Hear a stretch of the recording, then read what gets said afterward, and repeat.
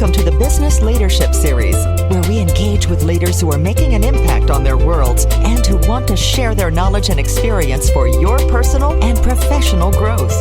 The following interview is designed to inspire you to become the best leader you can be. Your host, Derek Champagne, is the founder and CEO of The Artist Evolution, a full-service agency building successful brands, marketing tools, and campaigns, and also the author of the best-selling book, Don't Buy a Duck. And now, let's begin today's Leadership Series interview. Welcome to the Business Leadership Series, where our goal is to inspire you to become the best leader that you can be.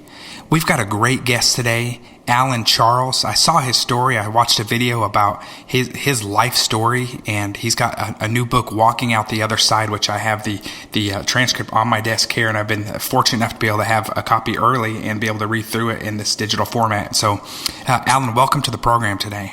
Thank you for having me, Derek. It's a pleasure to be here. Man, your story really touched me when I read through just the story of a journey from childhood to adulthood, from addiction to sobriety, from fearing life to living joyfully. And your book is quite a journey. It takes you to the rock bottom pretty quickly, and then rolls out of there with a lot of hope. And so you are the living story of that, from professional sports and baseball and harness racing.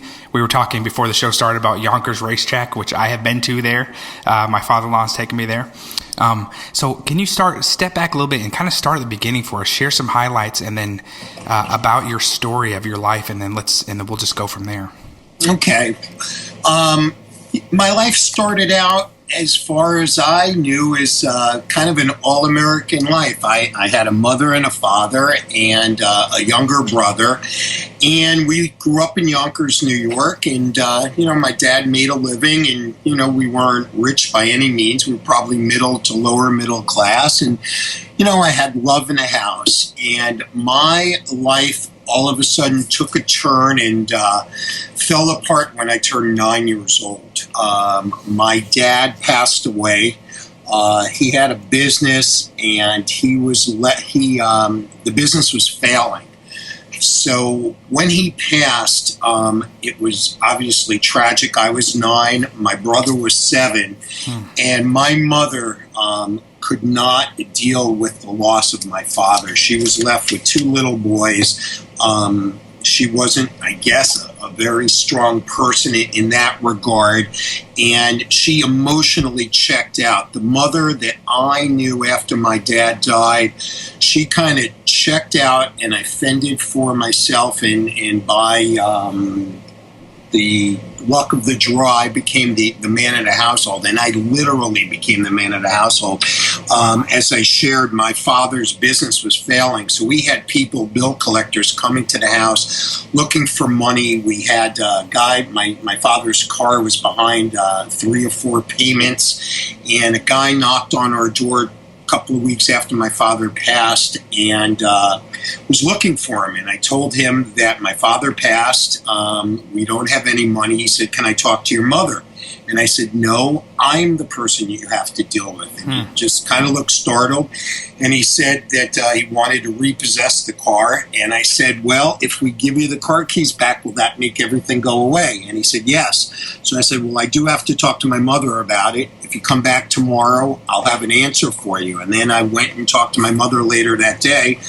And she said, "You do whatever you think is the right thing to do." And I gave him the keys to the car the next day. So I basically was handling everything. But I had no guidance. I quickly got jobs because we needed money. We were on and off welfare. So I started getting newspaper routes, and then I had a Saturday and Sunday job washing tractor trailers. I was doing babysitting, and I can go on and on and on. So. Well, and I want to hear more still about. I mean, you had some tough losses, but your book starts out, and it's got this. I feel like I'm in an episode of Mad Men, and it's just and it's. I mean, you were a successful salesperson. You were actually fast forward many years later, I want to hear about it. But your story at the beginning of the book is you're doing very well. You're this high performer. In fact, high performer enough that you're left alone with some of the things that you maybe should have been held accountable before they let them go because you were doing so well as far as your performance. Fast forward a little bit and then tell me about that time too. Yeah, that was actually, I started a book out with that, and it was kind of to gain some impact, and it was a very high and a very low. I was working for Clear Channel Outdoor, which is one of, if not the largest out-of-home billboard company in the country. Right. And I was very successful, doing well. And it got to a point where I was doing cocaine every day in my office, and I would get there early. I would lock the door. I had actually won a President's Club Award and a Pinnacle Award, which there were 40 offices of Clear Channel in the States, another 30 internationally. And they picked 10 people out of the entire world to win this Pinnacle Club Award, and I was awarded that in 2005. So I was producing, and my addiction, for people that don't know, cocaine and drug addiction is a very progressive disease. And I got worse and worse and worse, and I was in a failing marriage with 2 little girls, with a baby diagnosed with autism, and I could just not deal with life, and the only thing that I knew was using cocaine. And I eventually lost my job. I tested positive for coke. I tested positive for coke while I was going through my divorce. The judge ruled that I could not see my daughters until I was able to produce 6 months of weekly clean drug tests, which basically I knew at that point I wasn't even going to be able to see my daughters because I couldn't stay clean. I was living in a friend's basement apartment that I ended up blacking out and destroying. So I went from having the wife, the family, the 2 kids, the very big job in Manhattan, living in the suburbs, with the house, with the white picket fence, with the 2 dogs, with the train car, with the car that I would drive to the train every day, and living this all-American life, to losing my wife, losing my children, losing my job, my friend kicking me out of his house with no money, and being homeless. And that's where the disease of addiction took me. You talk and you fill in some gaps there too. I mean, so you talked about getting all these jobs, and I mean, it seems like you were just on all cylinders. You had to be. You became the man overnight at 9 years old, and so you continued and you pull all these jobs under your belt, and you hustled, and that got you into professional sports. You played professional baseball, and then you were doing professional harness racing too at Yonkers, correct? That is correct. But just, so to kind of tie some of the loose ends. So this dysfunctional household that I grew up in and talked a little bit about, my brother started to have some mental illness and obsessive compulsive disorder and started breaking everything in the house to get attention and to control my mother. And he basically created that. The house became a war zone. The police were at our house every week. So that's what it was like growing up, and I escaped going to college, and I escaped playing baseball. Baseball, in my mind, was kind of my first drug. It was kind of like an escape for me, and I fell in love with it, and it was a desire. That's all I could think about was playing professional baseball, and I was very fortunate. I went to college, played. I was good. It wasn't great, but my desire and my determination, I kept pushing and pushing and pushing. And eventually I signed a contract to play professionally in the Dominican Republic. I was a pitcher. I had bone chips and tendonitis. So that was pretty much the end of my career. My velocity kind of dipped after the operation. So I I lived a dream. I played with a lot of ex-major leaguers in the Dominican Republic, and finally realized or made a decision when I was 23, 24 that was as far as I was going to go. I wasn't going to make it to the major leagues. I had an opportunity to play professionally in Mexico and decided not to. And then during this time, I met this girl that I fell in love with, and it was my first love relationship. So I never had a chance to grieve the loss of baseball. And this relationship, it was the first time that I was able to actually talk to somebody and share my feelings, because growing up, I never knew how to do that.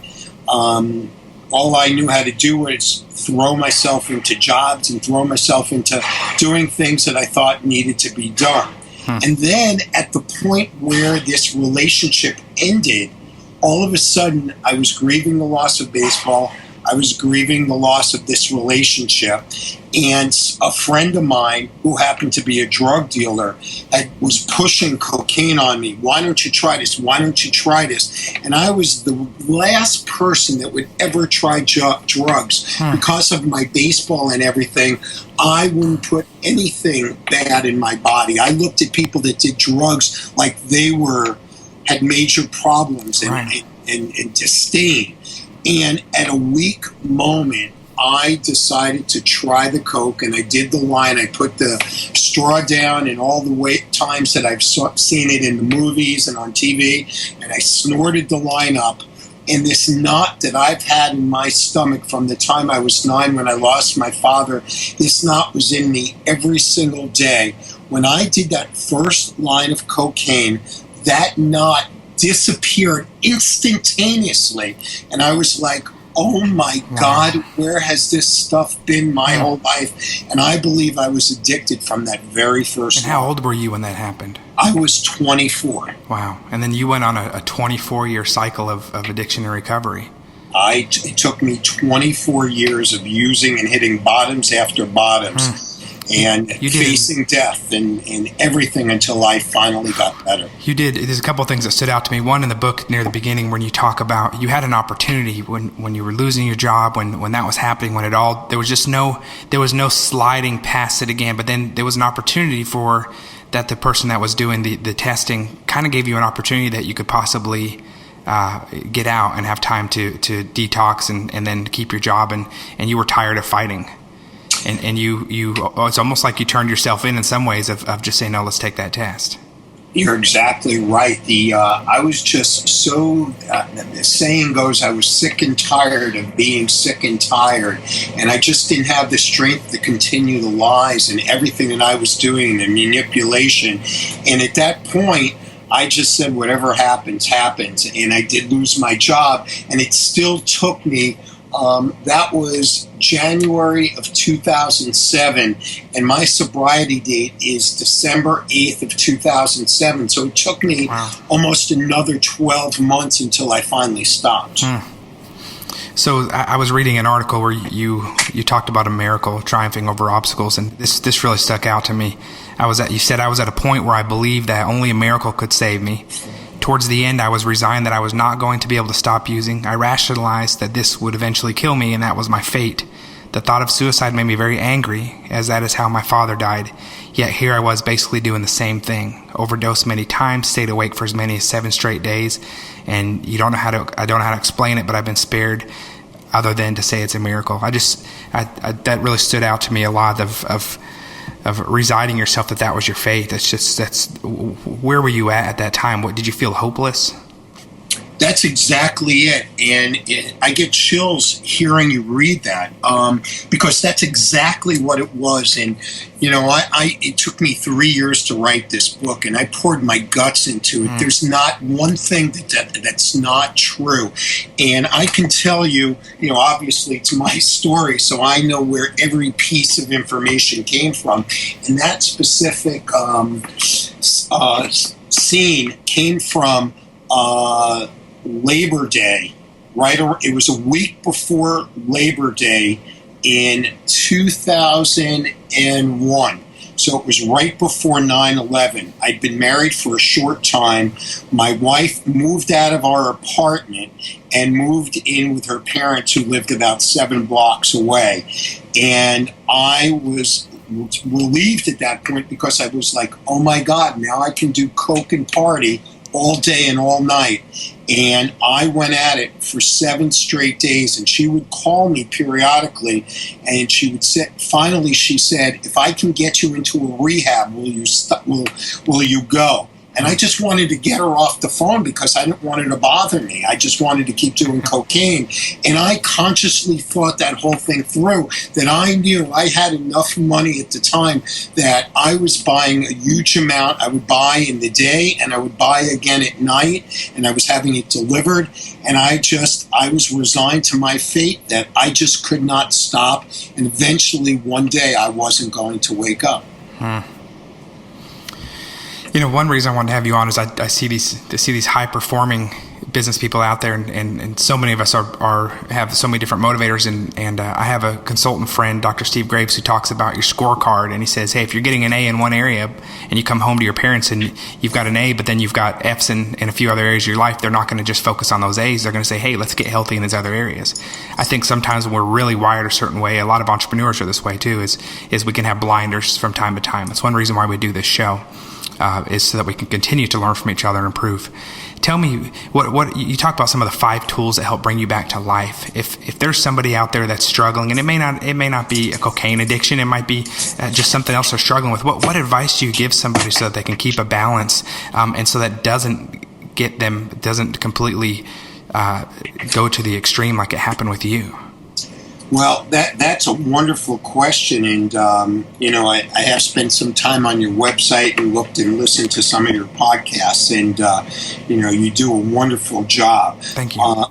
So a lot of these things, and I like how you positioned it, because for me this worked for my recovery, but I think that I was able to get through a lot of this because I put these tools in place for me of how to survive. And so it's not just about getting through addiction, as you pointed out. It's about life in general. So the 5 tools that I kind of speak to high schools and colleges, because I've now embarked on a motivational speaking career to help and to give back and to talk to children, young adults, and even businesses about the dangers of drug addiction and recovery. And so I speak about these 5 tools that have worked for me. So the first one is persistence, and that is about never giving up no matter what. Another one that I talk about is focusing. So it's paying attention. We're focusing on what the right action is or what the next thing to do is. Not to get sidetracked. So, throw yourself into whatever situation it is and just keep your eye on the prize. Another tool is having willingness, and that covers a lot of different realms. So there's a willingness to listen, there's a willingness to go out of your comfort zone, maybe to do things differently. Be willing to make mistakes because you will learn from your mistakes. So just be able to take one step in front of another and take chances. Another one, which was very powerful for me, was having faith. So it's believing in yourself and listening to your inner voice. I always, and I don't know why, well, actually I do. I had this thing inside of me where I would, after my dad passed, I would walk to school. I felt like I was all alone in this world. And every day, I didn't know much about religion or spirituality, but I knew, or I was hoping, that my father was in heaven with God, and I didn't know if I could speak to God or I speak to my father. But I came up kind of with my own mantra that I'm alone in this world, and that I was praying for help, whether it was my father or God, and that somehow I was going to be able to get through any situation that life presented me. And I actually would say this out loud as I walked to school every day. So that's, I think, a big piece of me developing faith and believing in myself. And then the last tool that I talk about is humility. And being able to ask for help, being grateful for what I have. And that humility piece was one of the prime pieces that helped me get through my addiction, because I realized for a long time I believed that I can get through anything and that I was powerful, that I can get things through by doing them myself and just rolling up my sleeves. But what I later learned is with addiction, that's not something that I am able to get through myself. And until I realized that I needed people, and I practice a program of recovery, and that I learned to do what other people did, and that I go to AA and CA, which that's Alcoholics Anonymous and Cocaine Anonymous, that I don't do things alone. So now, and it works in business and life, that I don't have to be by myself, that I have now the ability and the humility to ask people for help. And that changed my life. Yeah, that's powerful. I encourage our listeners too, and I know many do,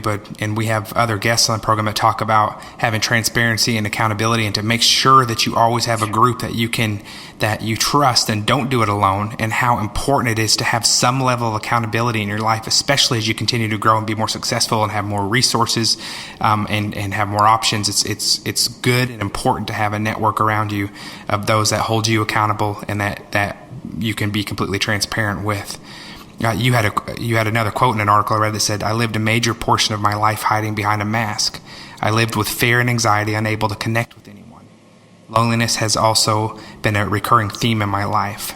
And I got better because I fought to come out from behind the mask." I think that's really powerful too. And it's hard sometimes for those that do have that behind the mask, when they live that way, to actually come out.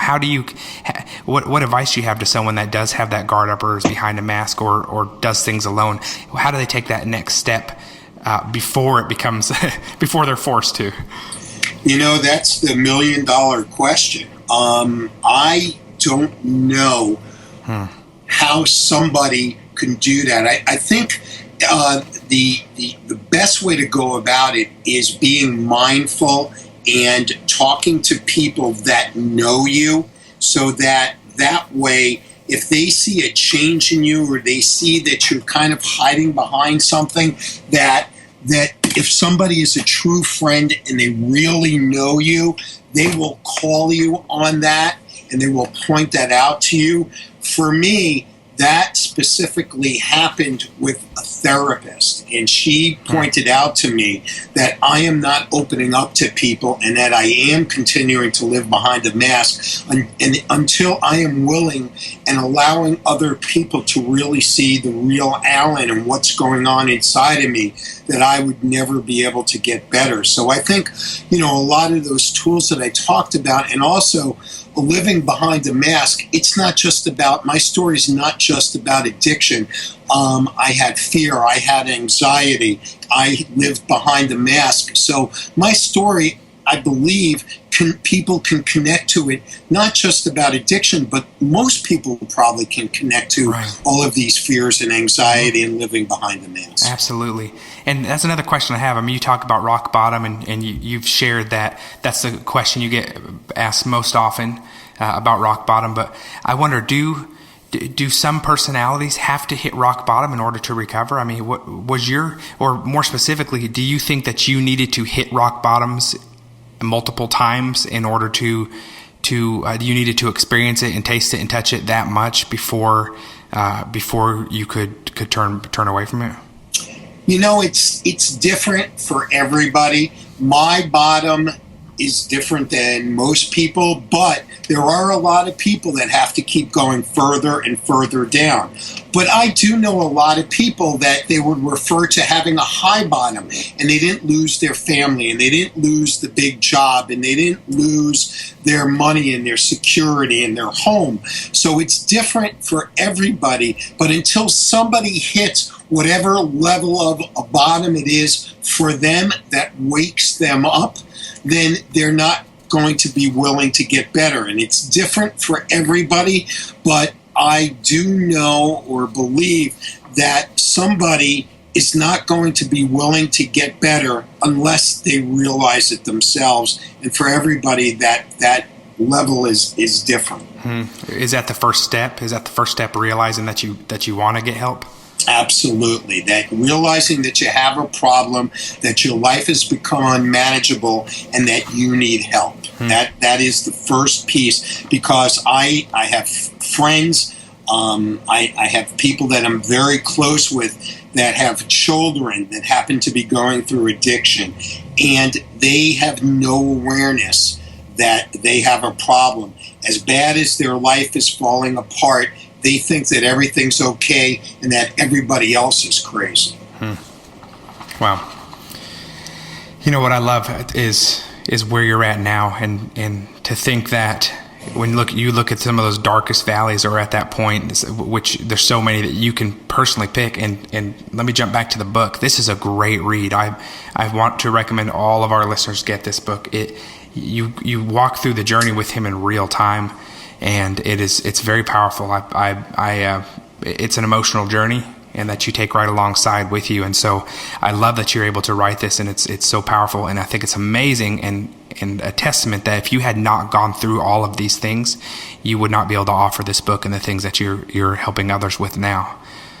Well, I appreciate you saying that. That's a lot of stuff, and maybe at some point we can share with your listeners where they can find the book. Yeah, absolutely. We're definitely going to do that. So tell me where the best place is for our listeners to find the book. Okay, well, if the name of the book is Walking Out the Other Side, and if you wanted to Google it, it comes up on every online retailer, so Barnes & Noble, Amazon, you can find it. Or you can go to my website, which is walkingouttheotherside.com, and there are links to buy the book, and it comes in hardcover, softcover, in ebook format, and there's also an audible book. So let me ask you, with all the journeys that you've had, what are you most proud of?